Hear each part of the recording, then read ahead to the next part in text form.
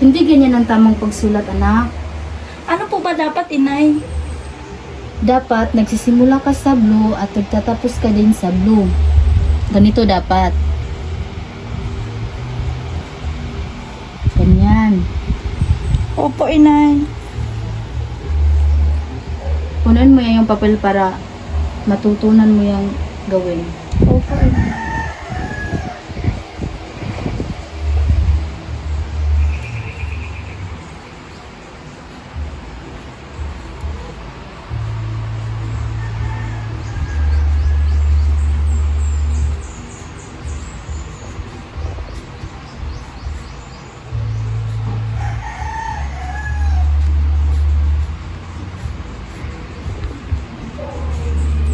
Ganyan.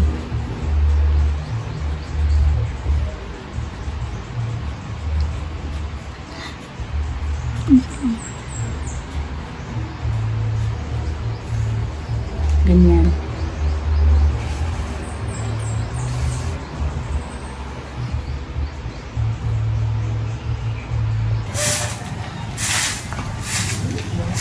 Hoy, kumare, kamusta ka na? Kumari, okay naman.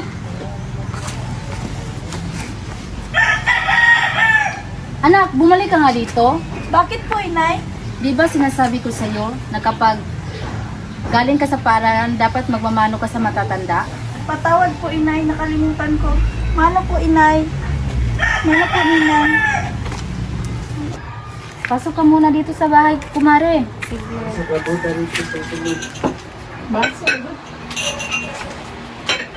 Mupo ka dito, mare. Ang ganda na ng bahay mo ah. Sa awa ng Diyos, nakaraon din sa hirap. Saan ka na ba ngayon nagtatrabaho, kumare? Matagal na kitang hindi nakita.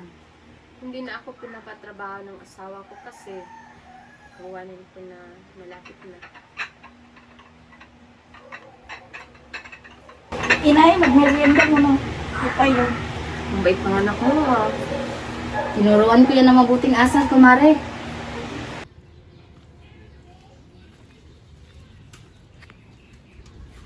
Kumusta ka, Emily? Okay naman. Upo ka muna. Kumusta naman na yung araw? Mabuti naman, Jeff. Salamat sa pagtatanong. Ang ganda ng araw ko ngayon kasi kaninang tanghalian, ang sarap ng ulam namin. Adobo. Napakasarap talaga ng adobo. Ang kakaiba naman ng aming pagkain doon sa probinsya ay kumakain kami ng pinakbit na may bagoong. Talaga? Oo. Iba-iba talaga ang pagkain. Depende sa lugar. Pero sa tingin ko, lahat naman tayo gusto ng masasarap na pagkain. Napakaganda talaga ng ating kultura, ano? Iba-iba man ang ating tradisyon. Napapakita naman ito ng kagandahan at kagandahan ng ating bayan. Oo nga, Jeff. Tunay na mayaman ang ating kultura at tradisyon. Dapat natin itong ipagmalaki at ipasa sa ating susunod na henerasyon.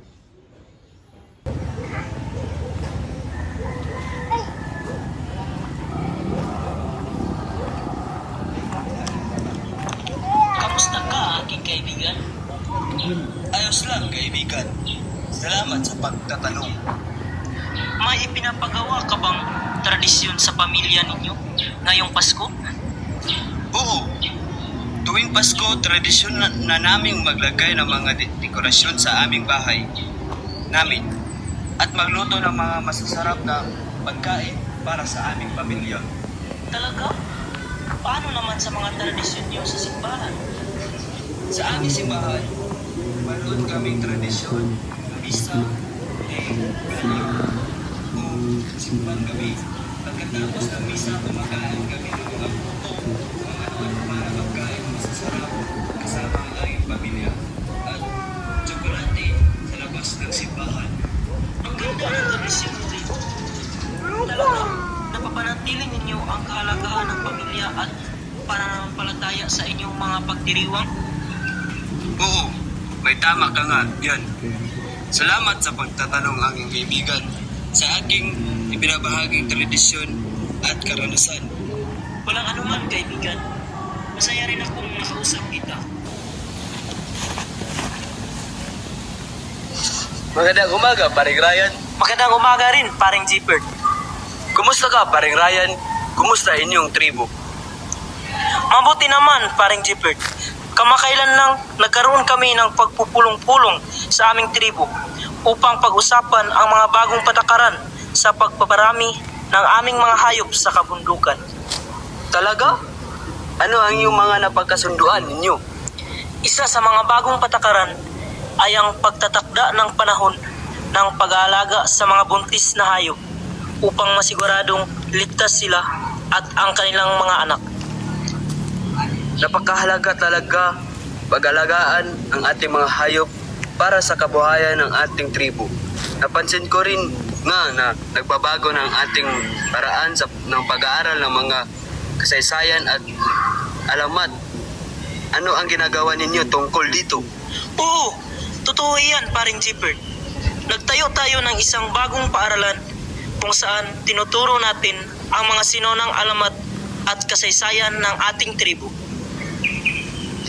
Ang galing naman ng ating mga hakbang para mapanatili natin ang palakasin ang ating mga hakbang para mapanatili at palakasin ang ating kultura. Patuloy nating ipasa ang ating mga kaalaman at tradisyon sa ating mga sumusunod pa na henerasyon.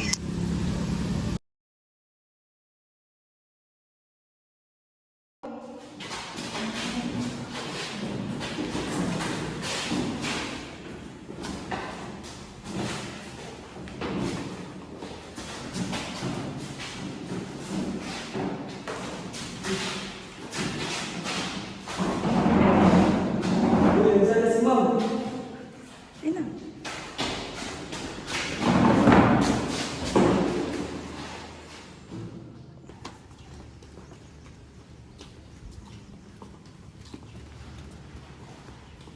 Good morning, ma'am. Good morning, class. Good morning, ma'am. Oo, ma'am. Dumami na ang mga extracurricular activities at clubs na pwedeng salihan. At ang dami na rin nating mga bagong teknolohiya sa pagtuturo tulad ng mga tablet at online resources. Totoo yan. Subalit hindi lang teknolohiya ang bumabago sa ating paaralan. Mayroon ding pagbabago sa kultura natin bilang mga mag-aaral. Ano pong klaseng kultura, ma'am? Isipin niyo mga anak, ang nagpapahalaga sa edukasyon ay nagbubuklod sa atin bilang isang komunidad.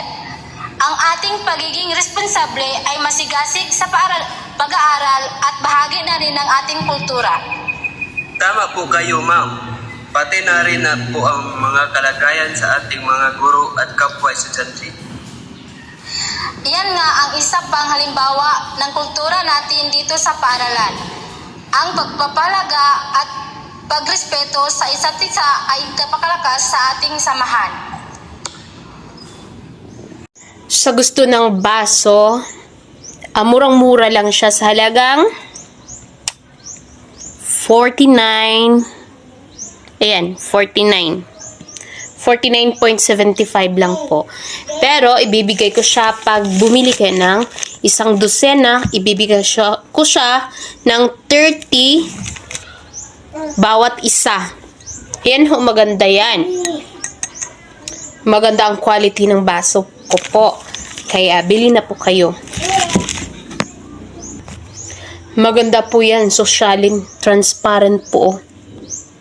Nakikita nyo kung ano ang nasa loob pag uminom kayo ng tubig, tsaka may dumi, nakikita nyo talaga kasi transparent, hindi tulad nung hindi transparent pag may dumi na nalagay sa tubig mo na iniinom, hindi mo makikita. Kaya super ganda talaga pag ito yung binibili ninyo, transparent na baso. Ito naman yung pangalawang gamit ng kusina na ibibinta ko sa inyo. Ito, murang-mura lang to. Super ganda yan, oh. Tingnan niyo sa loob. Napakaganda. Maganda yung kasi yung kulay puti kasi pag may dumi yung iniinom mo, nakikita mo talaga siya. Tumurong-mura lang. Ibibigay 30 kada isang piraso. Pero ibibigay ko siya ng 25 pesos bawat isa pag bumili kayo ng isang dosena. Ito po, napakaganda nito. Pantakip ng pagkain para hindi mabuksan, hindi madaling mabuksan ng pusa. Pantakip ng pagkain, hindi mapasukan ng langaw. Maganda to. Murang-mura lang to. Gawa ito ng nito. Maraming stock po tayo nito, kaya bili na po kayo. Murang-mura ko lang itong ibibigay sa inyo. Pwede po buy one take one po tayo nito. Ito po murang-mura lang, 10 pesos lang po ito. Ibibigay ko to ng 10 pesos. Lalo na pag order kayo sa akin na marami ay bibigyan ko kayo ng discount.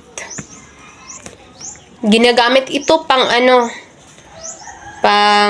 ng pansit. Ito naman ginagamit pang prito. Murang-mura lang, 25 pesos. Ito po, salaan ba ang tawag nito? 30 pesos. 30 pesos lang po ito. Maganda po siya. Oh, tingnan niyo. Super ganda niya, oh. Ito naman po, tumbler. Maganda to. Kasi nalalagyan ito ng cold water at saka hot water. Murang-mura lang. Bibigay ko ng 100. Kada isa 100. Ito po, maganda ito sa mga taong laging nagkakape heater. Murang-mura lang po ito.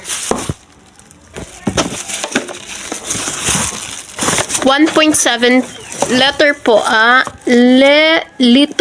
ang laman. 1.7 liter. Maganda po ito sa mga taong nagkakape. Tapos yung taong nagmamadali. Habang naliligo ka, pwede mo pa lagyan ng tubig tsaka kasi gumagamit kasi siya ng kuryente. Ito po, baby wipes. Mabango. Marami pong stock tayo nito. Kaya bili na po kayo, murang-mura lang. Pag binili mo to sa pharmacy, mabibili mo ito ng halagang 100, 120, ganun. Mahal, pero pag dito kayo pumili ng baby wipes ko, ibibigay ko sa inyo ng 90. Bawat isa 90.